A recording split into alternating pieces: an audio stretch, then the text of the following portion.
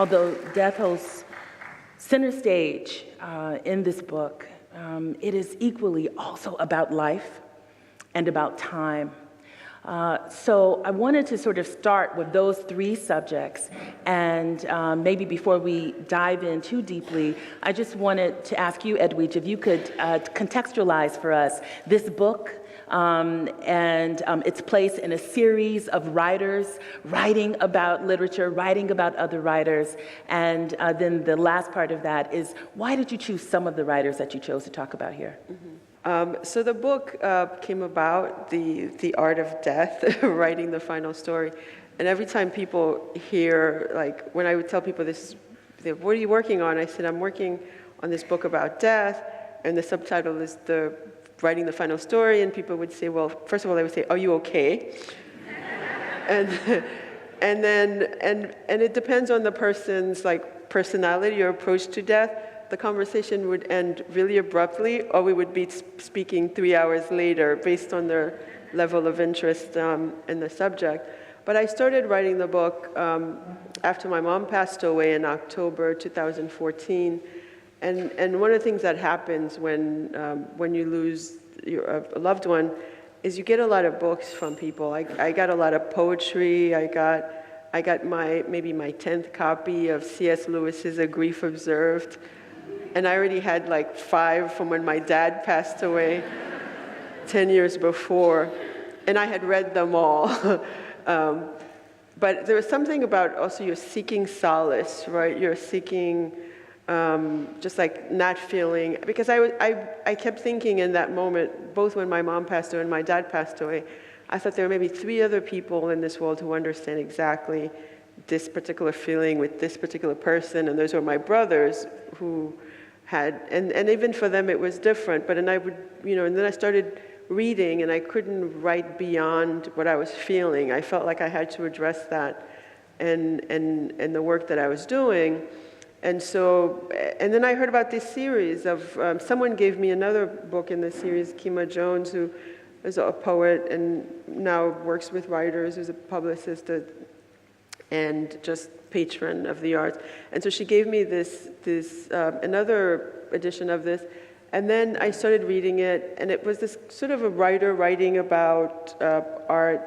And then I read the whole series too, and I wrote a proposal, and I said, I want to write in this series and I want to write about death. And death is such a huge subject, but I felt like I had an entry to this whole personal experience of my mother. So people who read the book, sometimes they're looking for another kind of book. They're like, well, why does she talk so much about books in this book?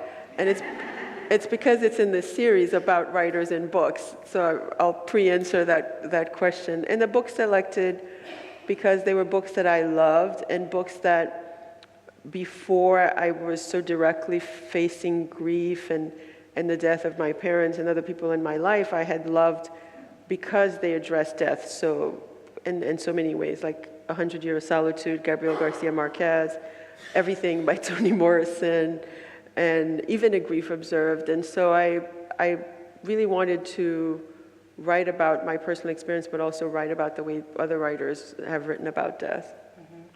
And you said that you've been writing about death for as long as you've been writing. That's one of the quotes that really stood out for me. And certainly there have been books, 11 articles, et cetera, over a span of time that really address, just take death sort of face on. I want to just start with this quote, and that is something that stood out very early in the book. It's from Faulkner, and it's Dr. Peabody. And he says, it's a rural doctor, Dr. Peabody, saying, when I was young, I believed death to be a phenomenon of the body.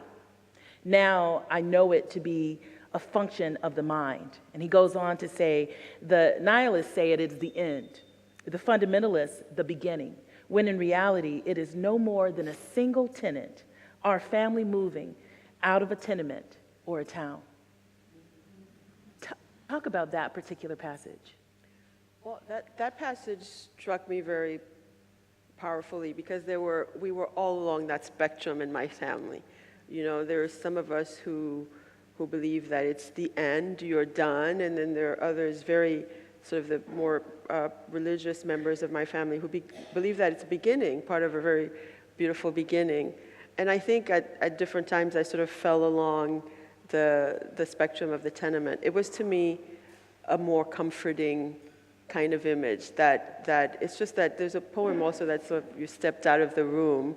And I think they're based on the stage that when you need this is like this is not the end of every conversation we've ever had, that this is not the end of everything.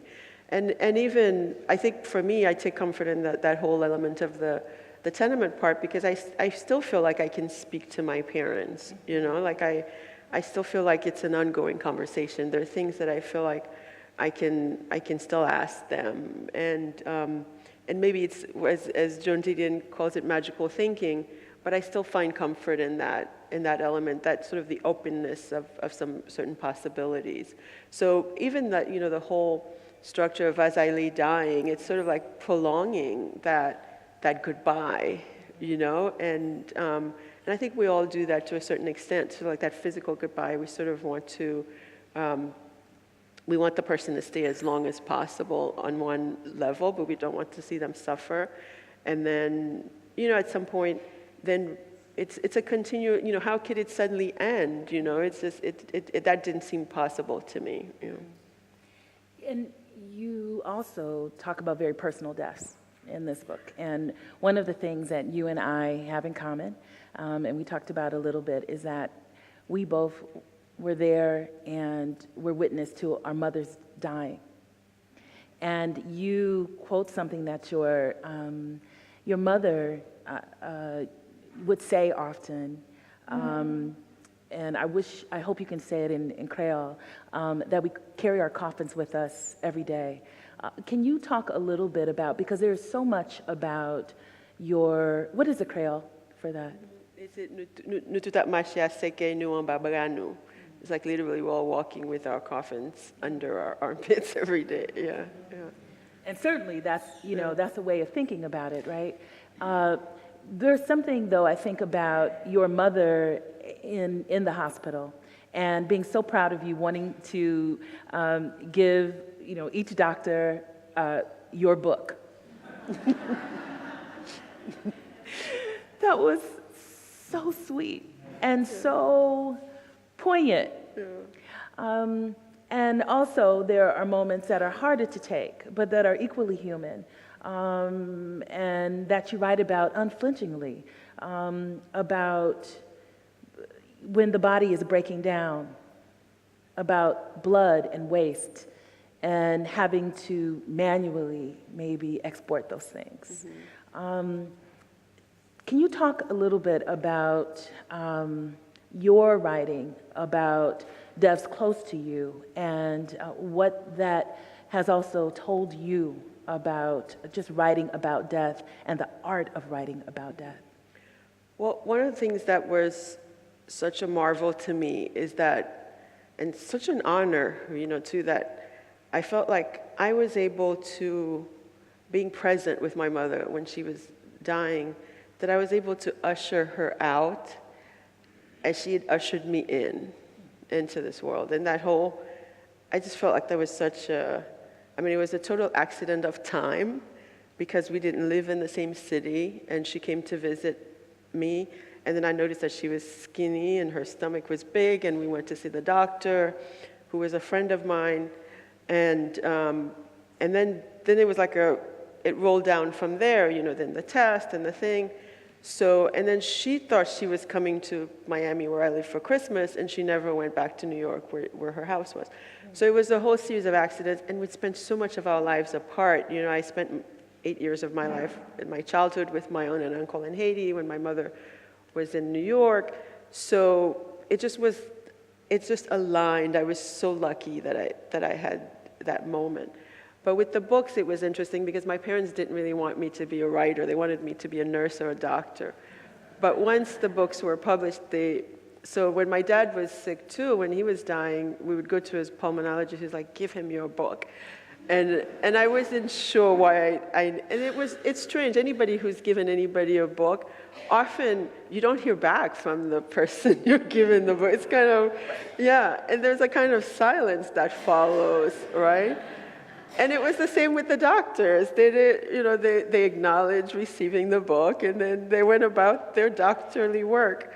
And so, but I realized that what my mother was also trying to say to these doctors, that I have this other, I'm just not this vulnerable, like I've not always been this person in front of you at like my most vulnerable state, that I have this other side to me. And I realized that's what she was trying to say with the books. A book that I hadn't read, that now I have to read after reading your book, is Ghana Must Go by Haile Selassie, in which, sort of classic, sort of as I lay dying, you have the protagonist, Kwaku, dying in a garden. And one of the passages that you sort of explicate, that you sort of illuminate, is this idea, the tragedy of his dying, is that it takes him to the end of his life to realize that he was loved. And we miss that sometimes. And death has that way. You call it a life review in the book, that moment, and where we hear about it famously, and some of us may have experienced it, a near-death moment when you can see all of the major events in your life, like pearls on a string, right? Mm-hmm. Can you talk a little bit about, because I can tell that book moved you, that Kwaku moved you, and that end-of-life sequence that spans over 100 pages or so, mm-hmm. really moved you. Talk about that for a moment. Well, that moved me so much that I was like, I'm going to email the author, which I'm always a little bit shy to do, because I always feel like they've given us enough in the thing. So I emailed Haile Selassie after I read Ghana Must Go. It has a 92-page death scene, and it's really written the way like you would imagine, like your life flashing before your eyes, and the narrative, the father figure of the man who's dying goes through. Yeah, he realizes at the end he was loved, and then I think for me it was also part of the appeal of that book, the love that I felt for the book, was that I felt like it's the kind of book that allows you to imagine yourself in that scene, because then the following section of the book is that his children come and they, the burial, to try to bury him.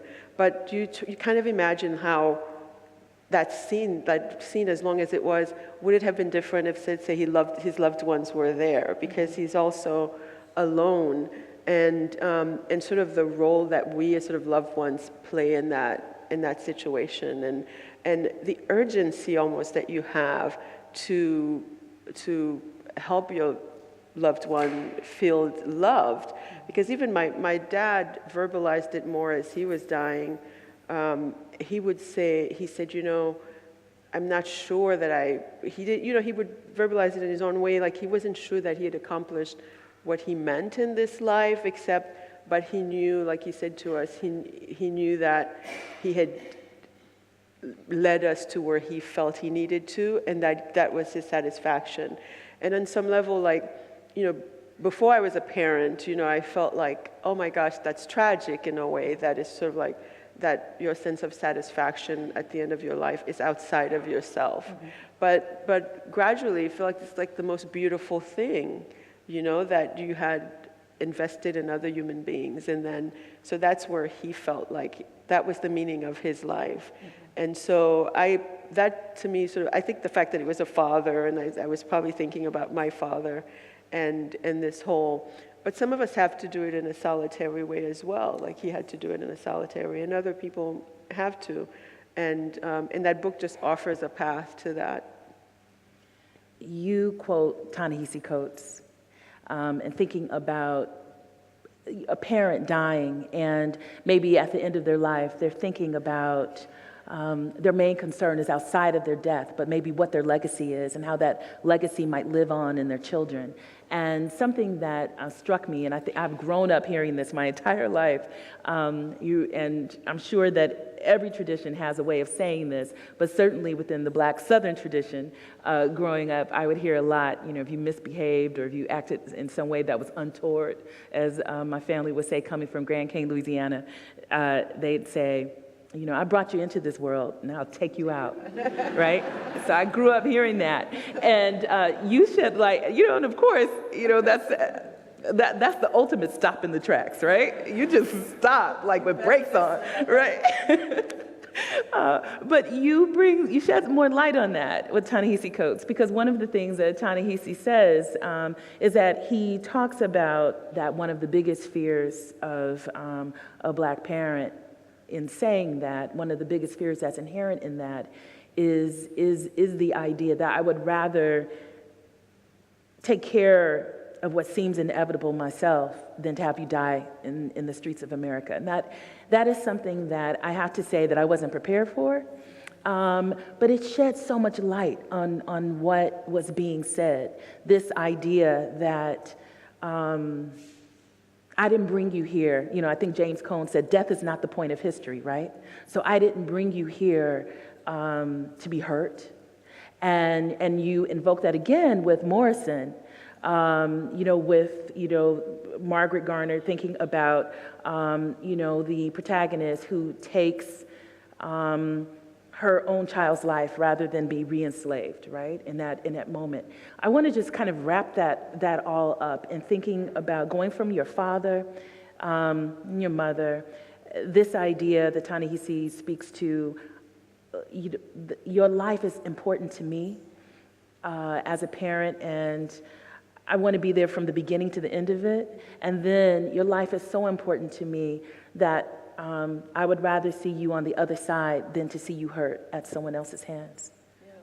I mean, it's tragic because it's sort of like it's a parent's greatest nightmare, right? Like to have their child die before them. It's such a traumatic experience, like say in the Haitian tradition, that the parent does not even go into the cemetery because the order is flipped, like the parent is supposed to go, the child is supposed to bury a parent, not the parent bury the child.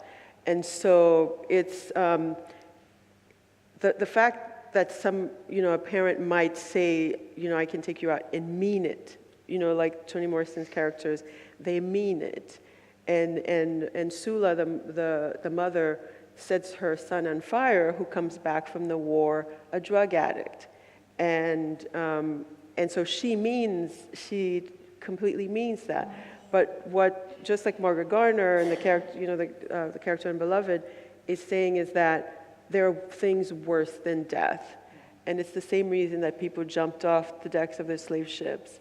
It's like this could be a living death that would be even more unbearable than death. And I felt like I couldn't address the whole issue of death without addressing that, especially in our history, with the history from slavery through the present, in which a mother, you don't want your children to die, but you also wouldn't want them to die and then be 5 hours on the street, and and the whole, and I think, and often more and more, especially in a city like this, and a lot of with these police brutality cases, for example, or civilian vigilante cases, what you have is that someone has assigned themselves the role that they're to kill your child or to kill somebody's child. And then the parent also have to then work out this kind of math in which, it's like, who gets to kill my child? And then to say that it's not an idle threat, it's not as there's a really strong weight of reality to that your child might actually be killed by somebody else if you're not raising them, quote, in a certain way, or if they're in a certain situation, if they wander in the wrong neighborhood. So I think that's another reality of death that I felt like was important to deal with also in this book. And you've dealt with that, before, thinking about and maybe if you can take us back to writing so movingly about a young mother who's, during passage, whose child dies, and, she's forced into throwing the dead child overboard. And then she has her own, in terms of that reversal of time, this desire to do good math or to do the right math. Can you talk a little bit about that? Yeah, well, it's an Astorian Creek, but it was based on an actual experience of a woman who escaped from Haiti during the coup in the 1990s and was sexually assaulted and then became pregnant and then got on this boat and gave birth on the boat, and then the child dies soon after birth and she has to throw her child overboard, and then soon after throws herself overboard after her baby. So I wrote it in the story a little bit differently, but it's something that happened. And to me, it just kept, it's something that happened in the 1990s, but it just went back to me to the Middle Passage, right? It just was this continuity of repetition of some terrible histories that often involve our children. The whole history of slavery, or the separation of mothers from their children, and not owning, our children.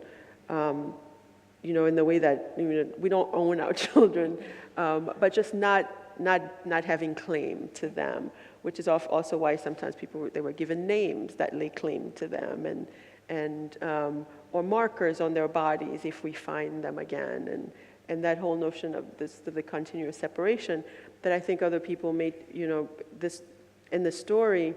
When people told it, the people who were on the boat with this woman, they retold it. And often when they retold it in a very spiritual way, that she just, like the fact that she went to be with her child. She couldn't imagine having just given birth and then letting the child have a different destiny than hers. This idea, I think, of going on before, going on before in death, thinking about this idea of death as an act of love, which is something that, is centered here as well. I think a little bit about, in the aftermath of my own mother's death, I remember, just having that moment, and an older woman in our family coming and holding my shoulder, and she said, well, darling, she can do more for you on the other side. And, and that's here too. Tolstoy certainly wants to use his death to send back messages, right? So talk a little bit about that, because Tolstoy appears so many times, and you make me want to run back, So Tolstoy is someone probably that I haven't engaged maybe in the last 15 or 20 years. But talk about Tolstoy, because he wants his death to be generative. Yeah. Well, Tolstoy, in The Confession, sort of a kind of memoir about his faith and his own struggles with understanding death, wanted to create these codes so that, if he's not able to communicate as he's dying, to just say, okay, I want to describe it based on these codes, what exactly it is. And I think that follows the sort of the writerly curiosity about the unknowable, right? He wanted to be the person to crack the code and report from death or from dying. But even he, I think, realized there's a moment where it stops the reporting, right? And I don't think he quite succeeded in doing the whole code thing, but I have to believe that he was so aware, even in all the works about, so conscious of dying, that he just really wanted to report it. But one person who kind of, I think, managed it somewhat was Christopher Hitchens, who wrote these essays for Vanity Fair as he was dying, and really did what he called, living dyingly. Wrote very movingly about what he was going through and what was important to him, and I think even from our loved ones, we want that. We sort of want these very meaningful final moments, right? And writers, because I think because of our, just artists in general, I think we have a sense of stagecraft that we kind of want that, we want these things to flow as we would like. And we're lucky if we get it close to what we imagine, if we get the kisses, if we get the goodbyes, if we get the, those kind of leisurely days with our loved ones. When they're there, they're not there, but they know we're there, and they're comforted, and they're not in pain, and we're very lucky that we have that. But I think Hitchens was also, he was fighting to show that he didn't suddenly become a Christian at the end, but he also, I think, really wanted to report from that place, because he must have been curious about it himself, over the years. Right. One of the things, too, that I think is important in thinking about death is that, and that you really center and you take on fully, and thinking about curiosity.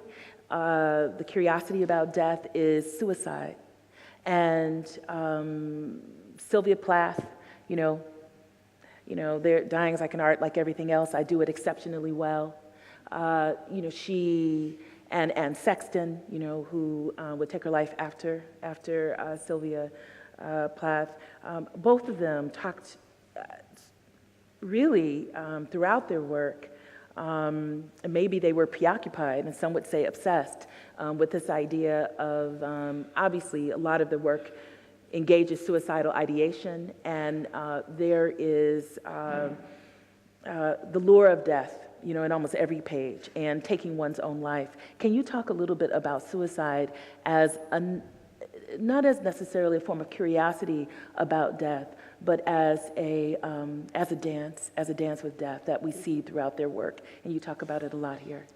Well, first of all, I didn't even realize that they knew each other until I started looking into their places where they overlapped. But I think even in that, Lazarus, the poem with Sylvia Plath saying death is an art like everything else, I think they were still wrestling with it. And for me, I read the work more from the point of view of their children, like from Anne Sexton's daughter, the way she wrote about the aftermath of her mother's suicide. And her mother had written her a letter when, to say, well, at least, years before she committed suicide, to say, well, I'll always be with you, and you'll always have the words, you'll always have the poetry. And it was very interesting to me in later works, how she pushed back against that. Like, that's not enough. Like, I don't want just the poetry. I want you. Mm-hmm. And so to me it was, because I think their, the work and their words, that was studied enough. And so, but I was really interested in the generational, the following, like how does the next generation deal with that, and how do they live with the weight of that? Mm-hmm. And often, like Sylvia Plath's son, often the next generation, there is someone who follows along the same way. So for me, it was interesting, and maybe I was looking at it from the point of view of being someone's child, mm-hmm. And just like how they deal with the next iteration of their lives with that shadow behind them.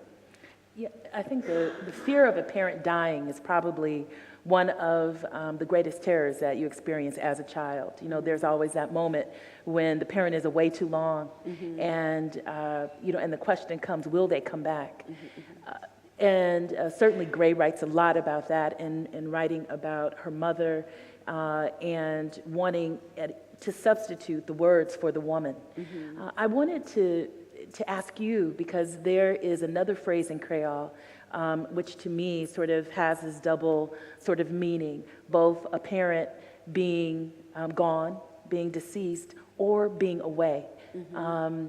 Can you talk about that, if you can maybe give us the term mm-hmm. In Creole, and then talk about maybe how that sort of dual meaning may have informed some of the ways that you write about death, because you write not only about its inevitability, but about how natural and organic a response it is to life. Mm-hmm.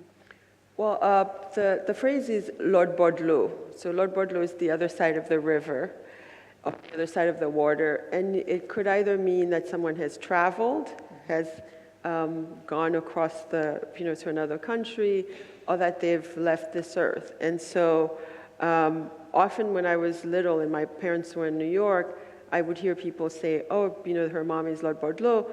And I knew my mom was, or my dad, I knew they were not dead, but that there was still that duality. And a couple of years ago, I met this actually young woman who, it was the same, but it was a little bit a different situation where her mom, they didn't tell her that her mom was leaving the country. So she left, and then the next day she's asking for her mother, and people say, well, she's Lord Bordelot. And she clung onto that explanation of it. She thought her mother had died. And then soon, maybe 2 years later, they say, oh, you're going to go to your mother. So she's going to go on the plane, and that whole experience is absolutely traumatic. Like, I met her when she was in her 20s, and it was still haunting her. Then she thought she was going on the plane, and that's what it means to die, to go. It was a very, without like the confusion of that term for somebody young. But I always thought that the duality of it was interesting, because there is a part of something in you dies a little bit when you leave a part of you behind when you travel when you move somewhere else at the same time. So it has its place also in that other meaning. Towards the end of the book, you take on catastrophic events, and whether it be Kobe, January 17th, 1995, you name the exact dates. Of course, New York, September 11th, 2001, and Port-au-Prince, January 10th, 2010. And these days by themselves, these dates, would just be ordinary dates. And I think Joan Didion observes that we all focus on how remarkable the circumstances were in which the unthinkable occurred on that day. The clear blue sky from which the plane fell, the routine errand that ended on the shoulder with the car in flames. And I was talking to you a little bit about how this reminds me of Amkawara, the great artist who would take random dates and days and times and just amplify them in a way that just reminds you that anything can occur on any day at any time. Mm-hmm. Can you talk a little bit about that in terms of what you've learned? The title of the festival, or the theme of the festival this year, is Belief. Mm-hmm. What do you now believe about death and life? Mm-hmm. Well, one of the things I feel like I learned especially from reading the writers who wrote as they were dying, and Audre Lorde was one, Christopher Hitchens was one, Susan Sontag, who wrote about the prospect of dying or who wrote about their death, is that the first thing that it's, when you consider death, you're immediately considering life, right? The life that was lived, the life. So there's also the counter to it, that it's not just about disappearing, but it's about sort of celebrating what there was before. And my mom was a very religious woman, and at the end, we would, she wanted to read the Bible, and she wanted to read a lot about heaven, and we kind of stumbled into Revelations, which is a very dark book in the Bible. But she kind of liked that it was dark, like maybe that the way life can be dark, and then then it has a very peaceful and beautiful ending, in which a new earth, a new body, and all of that. So, and I grew up with an uncle who was a minister, and any given weekend we might have a wake, a wedding, a funeral on Saturday morning, a wedding on Saturday afternoon, child's baptism on Sunday. So I felt like very early on I was seeing the cycle of life. So I believe that it's, it doesn't end when someone takes their last breath. I believe there's more ahead for sure. And my mother was such a strong believer in that I felt like it carried her through, that it helped her during the last moments. And so there's a prayer in the book that I feel like speaks to that for her, and then there are dreams that I've had subsequently where I feel like she's winking at me from where she is. Yeah. Well, there is so much more to say. One of the quandaries, I think, of having this conversation is to figure out which passages to read. So I think that, or to ask you about as well. So I think that it's only fitting that you pick one and that you read to us now. All right. So so right after my mom died, a friend called and said, "Well, has she come to you, or is she still traveling?" And the notion of the traveling was really powerful to me. And soon after, then I started pondering the traveling. I had this dream about my mother. Her name was Rose, and she was wearing a beautiful pink coat, and she looked really amazing. And she kind of stood and looked at me, and then turned around and walked away.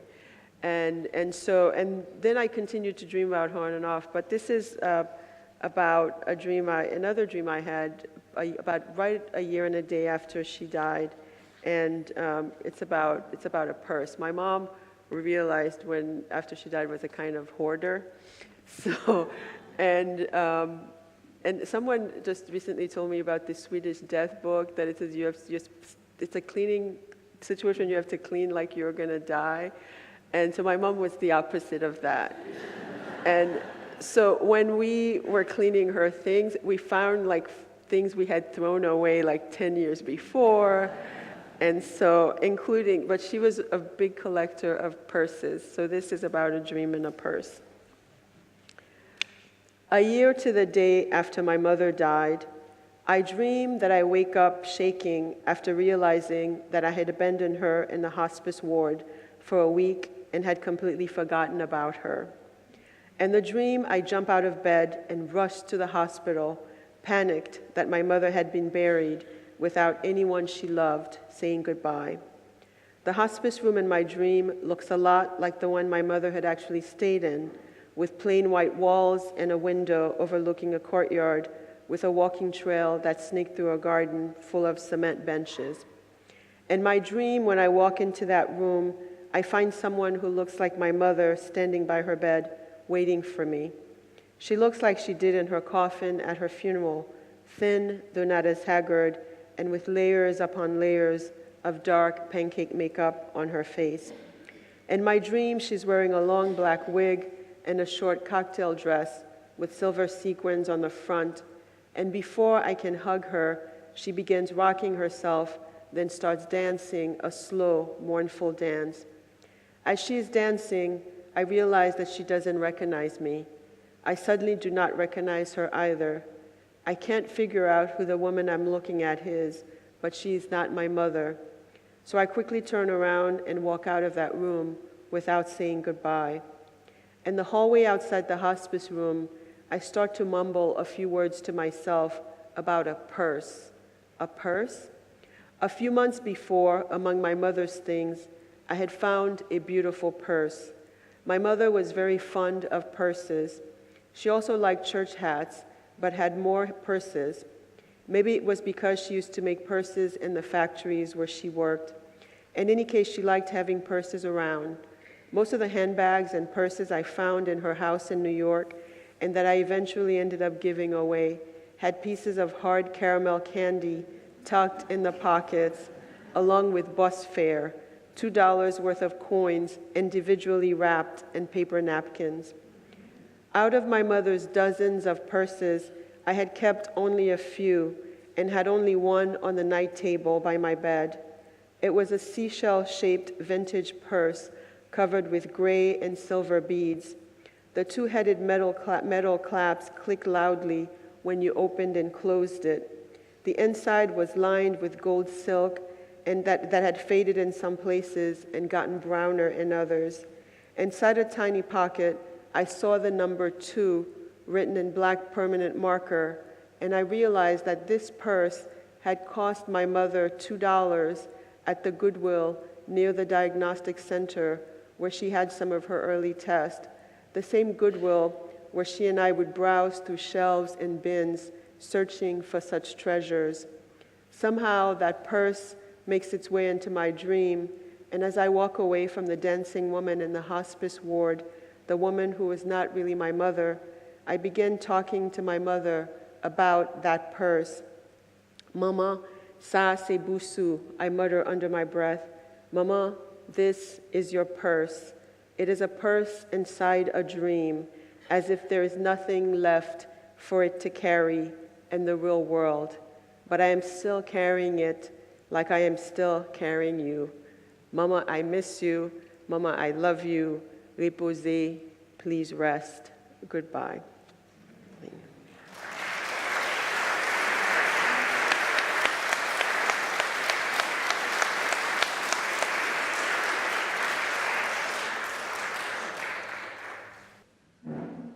You opened this at the very beginning. Are you okay? I'm okay, thank you. I'm hanging in there.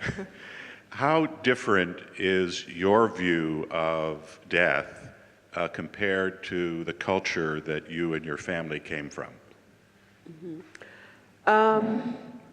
I think it's all a mashup, because in our culture, for example, there's a mourning period, right? Because when my mother's mother died, she had to wear black for a year. The strange thing in my family, because I've been wearing black since college, like today I broke it up a little bit with the scarf, and my parents used to joke that they're like, well, you're set when we're gone, you have all your clothes. And so I felt like, and there are a whole series of things. There's the wake, which is a joyful occasion, and so in migration, I felt like these things were a little more truncated, right? People expected us to be okay so much more quicker, to move on so much faster. So there wasn't as much a kind of an indulgence of grief as I felt like I might have had in a similar situation in Haiti, where I would be wearing the black to sort of signal that I was a person grieving, where there was certain. I think in my experience of the United States, unless you have a religious practice of grief, they're not really standard circular practices of grief outside of religious traditions. So that was a little bit different. What was most different was just how quickly people expected me to move along. So even for work things, people would call and say, well, I know your mom passed away, but, and then there's like, you're supposed to move on a lot more quickly. Yeah. Writers over the centuries have commented or been very concerned about the art of dying. In other words, dying a good death. For example, Plato's Socrates. Living a good life, dying a good death, which seems to have become quite an antiquated concept, at least in the modern era. Could you comment on that in terms of what you've read and what you've written? Well, that the whole notion of a good death, right? I think in the modern era is flipped in many ways, because what at least in going back to the other question in my cultural tradition, what a good death is dying in the arms of your loved ones, or peacefully, in some very stable way. But these days, a lot of people die in hospitals, trying to. And I know there are writers like, the doctor writers have addressed this very beautifully, like Atula Gawande, who writes about, just in our desires to prolong life at all costs, how sometimes people are denied a good death. Mm-hmm. Right? Because we're trying to get one more week, one more month out of them. And so I think it's what everybody, especially the writers, the dying writers, as they wrote about, because they have, in a way, the vocabulary, they have this craft, and then they're suddenly facing death. And in many cases, for them, for a lot of people, the idea of a good death is a peaceful death, right? But in the modern era, that's not always possible, because we're in the hospitals, we're tied to machines, and trying to, to get, and what I've heard someone say that American medicine works best when you're near death. Like so much can be done to try to give you another week and another month, but is that always, a good thing? I have a question, or I'd like to hear you speak, or both of you speak together about the ways in which sometimes one person's death will throw an entire family or an entire community, in some cases, into this level of social and emotional precarity that they cannot bounce back from. And the ways that one person's death will dismantle a family system, or dismantle a block, or dismantle an institution, and how, if any visions you have to start rectifying that on any level, emotional, mental, what's the prescription for that dismantling? Well, go ahead, you can have a shot at it. And then I'll go. I already said you spoke for me. Wow, to that, right? There's I think it's a West African proverb that says that when one person dies, a library burns down to the ground. Some elder, yeah. So I think the way that, because I cede my time to Edwidge, but the thing that I think that you captured in there is just the witness of that one person's death can really dismantle an entire ecosystem, be that a familial one, be that a communal one, and I think that, we see that, and I think, it's really important then that we attend, and I agree with you, I think that this book is really a must-read. It has made sense of, a lot of tragedy in my own life, and also, what I have seen and been witness to. But I think that because of that, then we must really think about life. And how do we value the living? How do we value stories? How do we value relationships that we don't have enough time for today? That eternal putting off. I'm going to call that person when I have more time. I'm going to go and sit with that person. I have a question for that person. I want to know a little bit more. What is the origin story of this thing, this institution, this relationship, etc. So I just want to then, I think, just say back to you that is the important question, and maybe my answer to it is embedded in the let us attend to these things. Let us attend to the fact that when one person dies, a library burns to the ground. Mm-hmm. Yeah, and I agree. I think it's, in the Haitian tradition, we have these people we call the potomitans, who are like the pillars of communities or households, and certainly where that we feel like little bits of it, of course, in our own lives, right? In every family, there's that person, or in any family, I think when someone dies, the lay of the land changes beneath you, right underneath you, and that affects everybody. It's sort of like a small earthquake, whether it's in a family or in a community. And then what happens after that is then we have to face, then what do we do? How do we take, whether we're a community, whether we're a family, how do we take the best of that person and carry that forward, right? So that we're not replacing them, but how do we take like the gems that like the best of them, and maybe teach that to our children, or even carry on a little bit of that ourselves. And I think that's one way we can fill that gap once we embrace that the very best that they were, and then share that with others, in our own actions, in our own works, in our own way of living our lives. One thing something I definitely just want to put into the space is one way that you bear witness to that, I think, is in the book when you talk about the aftermath of the earthquake in Haiti, and how loved ones, knowing that they couldn't get to their loved one who was trapped by rubble, stayed there and witnessed their death, talking to them to the very end. I don't want to close on that note, but well, it feels it's a like community. I mean, I think right. it speaks to community, and one of, I'll close on this. I remember one time I was on an airplane, and I fly a lot, but I'm terrified to fly. So I'll stay up all night and like exhaust myself so I can sleep. But one time I was in an airplane, and then I was in one of those crazy landings. That was one. And another one was a woman had a heart attack on the airplane, and we had to land.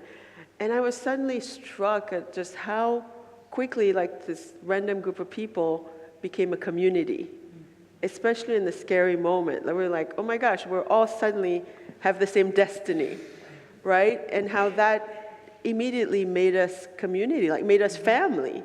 And people were a lot, you suddenly saw the person sitting next to you. You're like, oh, I see you, and you're holding hands, so I think that's also a good thing to end when we think about end of life. We just think about everybody who was writing at the end of their lives, and even people like, they were like, just, it should so much affect the way you live. And Annie Dillard, who in the Writing Life, she says to writers, but I think it also applies to life. She said, well, write as though you were writing for terminal patients, which is the case, is what she says. And then write as though this were the last thing you were ever writing. And I think that also can apply to the way we live, just live as though you were about to die, That's not a much better place to end, but Thank you.